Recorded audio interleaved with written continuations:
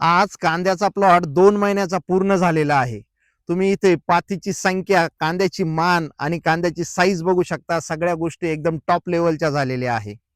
आपण या प्लॉटचं एकदम स्वस्तात मस्त असं नियोजन लावलेलं आहे, ज्यामध्ये प्लॉट तयार झाल्यानंतर गोल या बीजनाशकाचा आपण 2 मिली प्रति लिटर याप्रमाणे फवारणीसाठी वापर केलेला आहे. पहिल्या फवारणीमध्ये UPL कंपनीची साप पावडर 2 ग्रॅम, सिंजंटा कंपनीचं कराटे 1.5 मिली आणि महादन कंपनीचा 19-19-19 याचा 5 ग्रॅम प्रति लिटर याप्रमाणे पहिल्या फवारणी व्यवस्थापनामध्ये वापर केलेला आहे. दुसरी फवारणी तणनाशकाची झाली, ज्यामध्ये गोल 1.25 मिली प्रति लिटर आणि टर्गा सुपर 1.5 मिली प्रति लिटर याप्रमाणे आपण वापर केलेला आहे. तिसऱ्या फवारणीमध्ये रिडोमिल गोल्ड 2.5 ग्रॅम प्रति लिटर, पॉलिट्रीन 1.5 मिली प्रति लिटर आणि 12-6105 ग्रॅम प्रति लिटर याप्रमाणे आपण फवारणी व्यवस्थापन केलेलं आहे.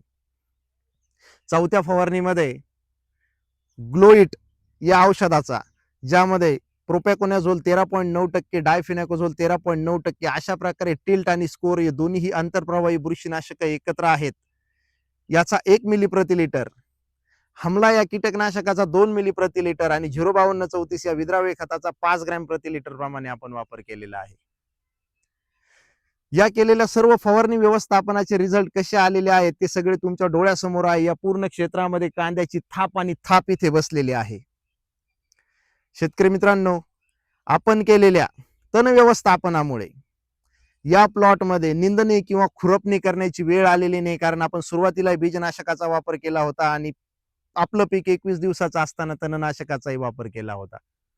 मित्रांनो, आपण 3 फवारण्यामध्ये सुरुवातीला 19-19 नंतर 12-61 आणि नंतर 05234 चा वापर केलाय, कारण 19-19 मुळे सुरुवातीच्या अवस्थेमधले शाकीय वाढ होते, 12-61 मुळे मान आणि दांड त्या ठिकाणी तयार होतो आणि 05234 मुळे कांद्याची साईज व्हायला सुरुवात होते.